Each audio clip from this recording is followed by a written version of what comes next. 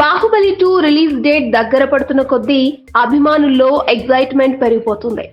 ఈ ఎగ్జైట్మెంట్ కు తగ్గట్లుగానే ఇటీవల బాహుబలి 2 మోషన్ పిక్చర్ ని రిలీజ్ చేసిన చిత్ర యూనిట్ తాజాగా మరో 2 పోస్టర్స్ ను విడుదల చేసింది.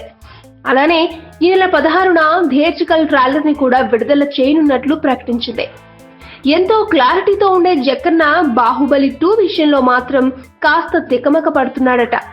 దీంతో 2 ట్రైలర్లను కట్ చేసి ఉంచాడట. ఈ రెండింటిలో ఏ ట్రైలర్ ని వదలాలా అనేది ఇంకా తేల్చుకోలేదట. అలానే జక్కన్న ఈ సినిమాకు 4 క్లైమాక్స్ లను రెడీ చేశాడట. ఏ క్లైమాక్స్ అయితే సినిమా రేంజ్ పెరుగుతుంది అనే విషయంపై జక్కన్న ఇంకా తర్జన భర్జనలు పడుతున్నాడట.